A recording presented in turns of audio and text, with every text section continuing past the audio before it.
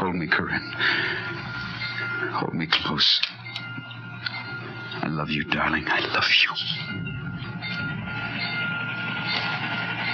Drink it, Bobby. Drink it. Do it quickly, darling. And so will I.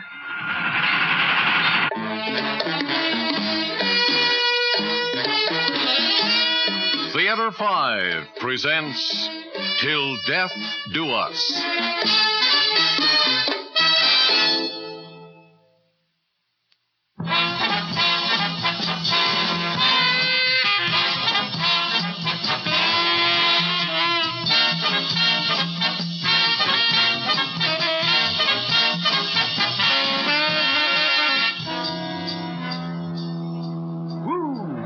This car of yours really moves, darling. I just touched the accelerator. We left everybody miles behind. It's the way you drive, Bobby.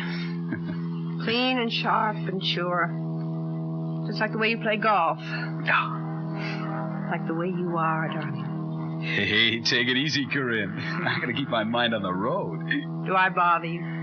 If you didn't, I wouldn't be here. Sweetheart. How much further? We're almost there, darling. Linwood Valley Motel. Which side of the road? It's on the right. There's a big sign made out of logs, you know, rustic. I never noticed it. Well, it's not very noticeable. It's about 25 miles from Pittsford. What's your mileage? Oh, we started from the country club, so I really don't know. I don't know why we had to drive so far. I mean... That's exactly why. Out here, no one will know us. No one will interfere. Have you ever been there with anyone else? Bobby. Sorry, Corinne. I know I have no right to be jealous, no right at all, but sometimes around the locker room at the club you hear stories and you wonder whether they're true.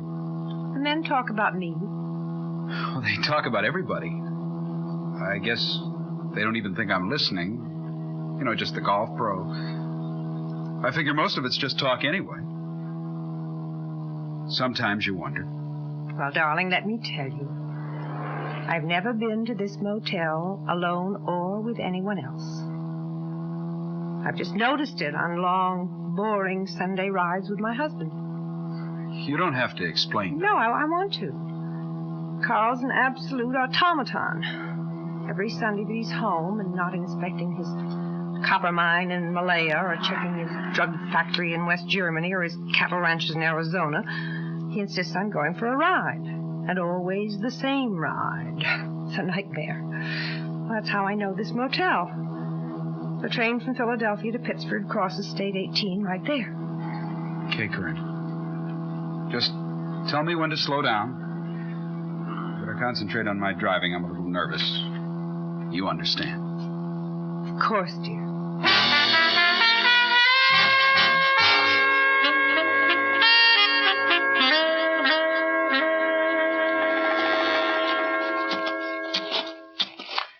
Right this way. Mr. and Mrs. Brown, is it?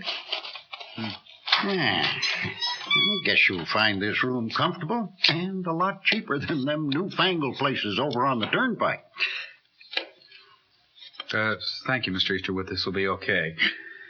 Very nice. Well, that's what I think. I've owned this place for near 23 years, and I try to keep it up. This is very nice, thank you. Yeah, glad you like it, Mrs. Brown. Oh, I tell you, it ain't so easy.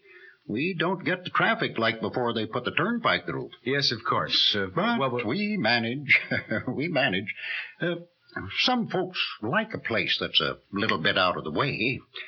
Well, what I say, people's business is their own. When you run a motel, you learn to mind your own business. Oh, there's a TV set over there, if you care to watch. Coin phone. Radio, but it don't work. Well, thank you, Mr. Easterwood. Well, here's your key. Just leave it on the bureau on your way out. Thank you. There. That locks him. I thought he'd never leave. Funny old guy. Are you afraid?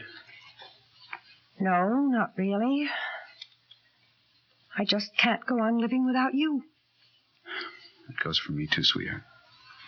You know that. And yet, Darling, I wonder, is this the only way? What else can we do? Well, I told you. I could go to him, to Carl. I could tell him straight out, man to man, Corinne and I are in love. She wants a divorce. Oh, it sounds so simple to you, Bobby, but it isn't. Why not? Because Carl won't agree to a divorce. Not in a million years. I've told you that. We have no other choice. Unless we forget everything and never even speak to each other again. You know I couldn't do that. It's impossible. After having you, there's no other girl in the world. I'd rather die now, like we've planned. Together. Hand in hand, Bobby. Together. You know when I first fell in love with you? No. I imagine it was that first day 2 months ago when I started taking lessons. 13 years ago. 13 years? I didn't even know you then, did I? I knew you. I worked around Riding Ridge. At 16? As a busboy, a caddy. You were 22, honey blonde. For me, like the morning star a million miles away. 3 years later, when you married Carl, you know what I did? What? I went out and got drunk. First time in my life. That's why I left Pittsford and didn't come back until I got to be a golf pro. Even then, I couldn't stand the idea of that guy touching you. Oh, I never knew. Well, even if I had, I couldn't have done anything anyway. I was brought up to be put on the Pittsford marriage market. Carl Sherman bid the highest, so there never was much question. Until I met you.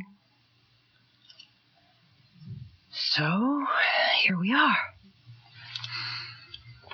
Oh, Corinne. I love to say your name. I love being with you. I don't ever want to be separated from you again. You won't be, Bobby. We'll be together forever. I keep wanting to put it off from moment to moment. We can't. Can we, darling? No, we can't. Well, what do we do? Are you ready? I brought pills for me. The ones you told me about. Well, here are mine. And here's my note. Read it. I'll write mine just like it. We don't want any misunderstandings afterwards. All right.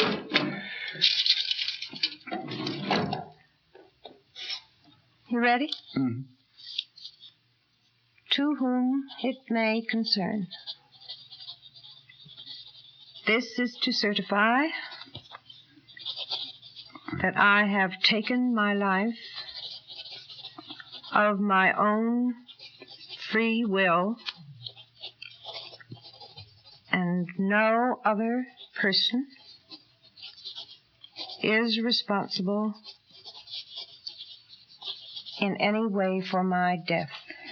Wait a minute, not so fast. In any way for my death. Signed, Robert C. Beckett. And I'll leave it right here.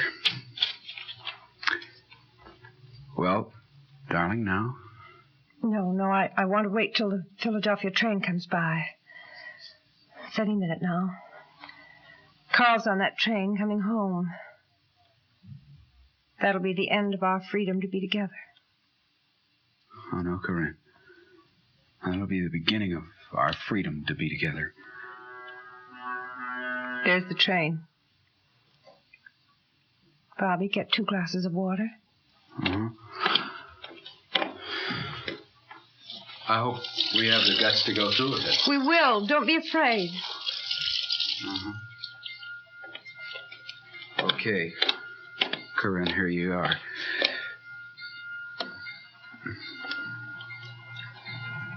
Hold me, Corinne.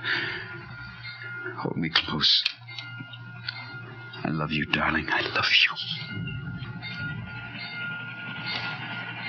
Drink it, Bobby. Drink it. Do it quickly, darling. And so will I.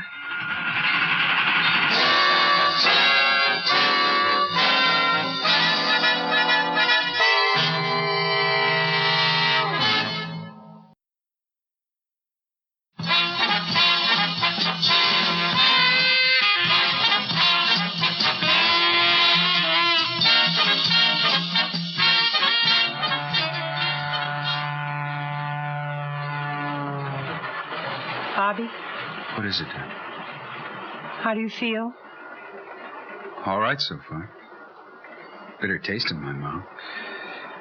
I think I'm beginning to feel them. I don't feel anything yet. Hold my hand. All right, dear. That's better. I hope we go together. I don't want to be left without you, even for a minute. Everything's getting dim, kind of fuzzy. Corinne, don't go. I want to get it over with. I'm sleepy. Oh, we shouldn't have done this. We should have tried to find some other way, some way to live together with honor. Oh, love. There is no other way. Just get it over with. Corinne, come on, wake up. Wake up. No. Come on. Come on, Corinne. You gotta fight it. Get up, get up. No. Don't slap me. I'm sorry, I've got to. Gotta get you up. Oh, leave me alone. Darling, please, get up. Please, fight. Corinne, I can't help you much anymore. Don't want any help. Come on, Bobby.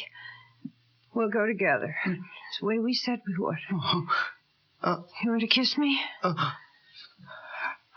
I can't. Corinne, I can't move. I think I can, but I can't.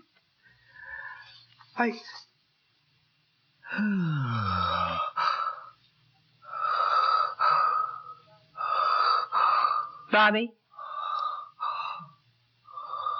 Bobby, do you hear me?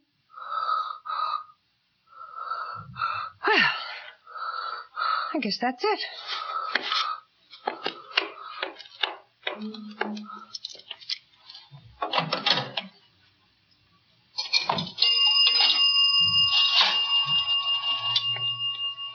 Operator, get me Pittsford 43966. All right, here it is. 15 cents more. It's a nickel. There's a dime. Hello, Mary. This is Mrs. Sherman. Mr. Sherman will be home soon, and I just wanted to be sure everything's ready. Did the order come? Good. Well, just be sure the roast is well done, the way Mr. Sherman likes it. Now, Mary, listen to this. When Mr. Sherman comes in about half an hour, would you please tell him that I've been at Riding Ridge? Yes, at the club. And I went for a drive and had a little car trouble. But I'll be along as soon as I can. And tell him we're due at the Van Brunts for bridge after dinner. Yes. As soon as I can, Mary. I'll see you.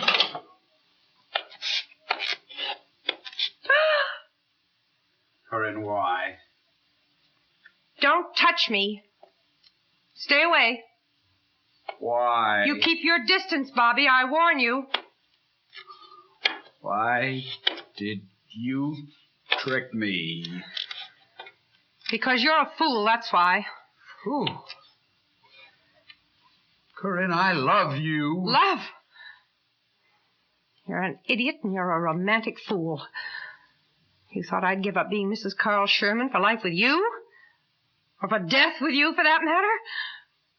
What do you have to offer?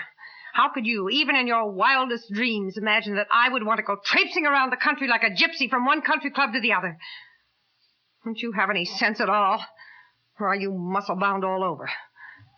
What gave you the idea of a nerve to say you'd talk to Carl man to man and demand my freedom? I've never been so frightened in all my life. You said you loved me. Why not? Any other man would have understood what that meant. But not you. You had to take a flirtation and make it into a grand passion. You hung on to me like a leech. People were beginning to talk. Oh, baby, you didn't give me much choice. You had to die. Why? Why didn't you tell me this? Because I knew you wouldn't give up.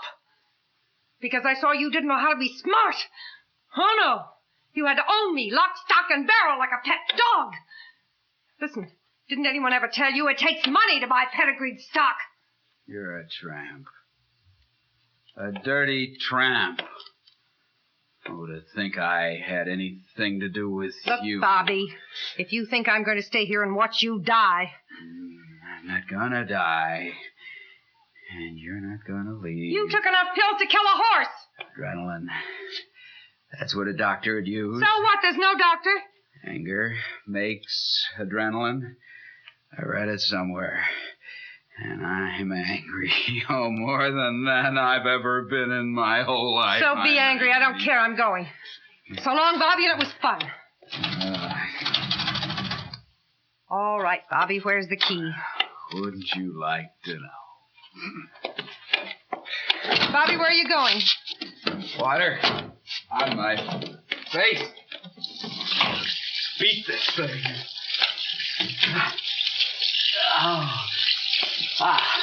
Oh, good. Yeah, that feels good. Give me the key. Yeah.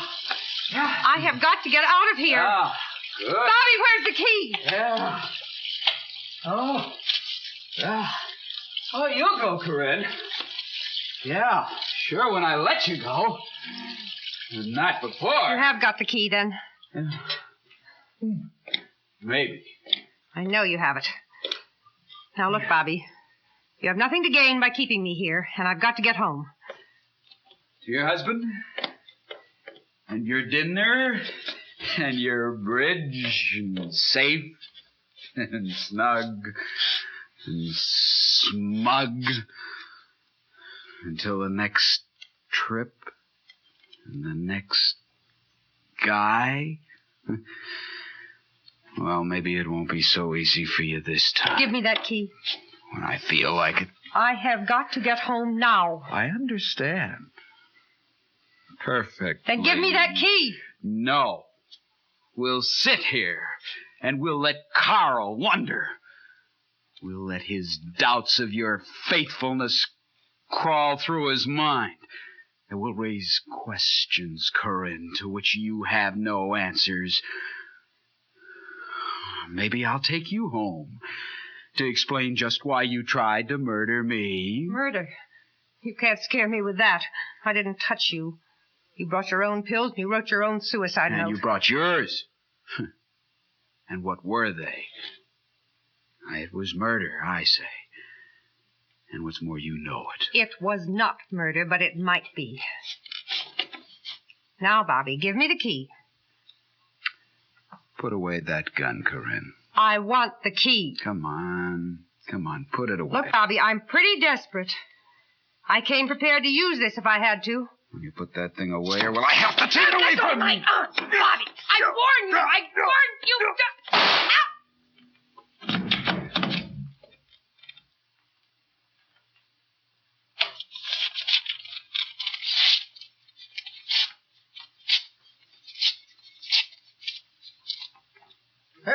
Hey, what's going on there? What happened? Was that a shot? Open up here. Mr. Easterwood, call the state police. Tell them Mrs. Carl Sherman just committed suicide. Mrs. Carl Sherman? Suicide? Here, a note. Huh. To whom it may concern, this is to certify I have taken my life of my own free will.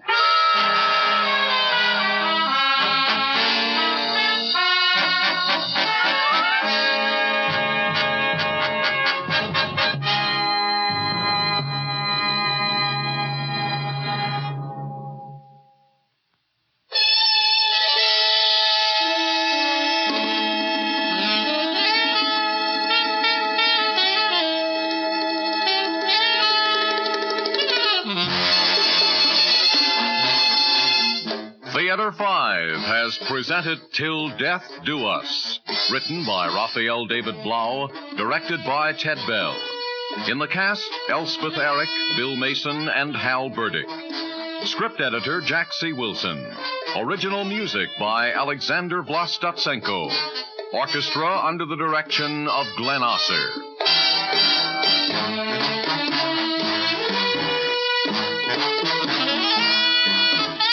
Executive producer for Theater 5, Mr. Lee Bowman.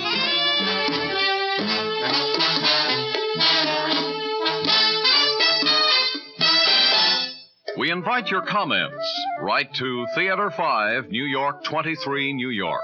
That's Theater 5, New York 23, New York.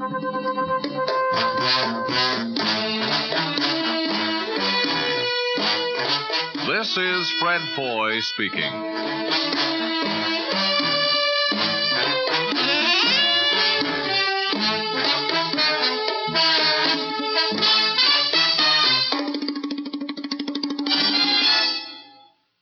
This has been an ABC Radio Network production.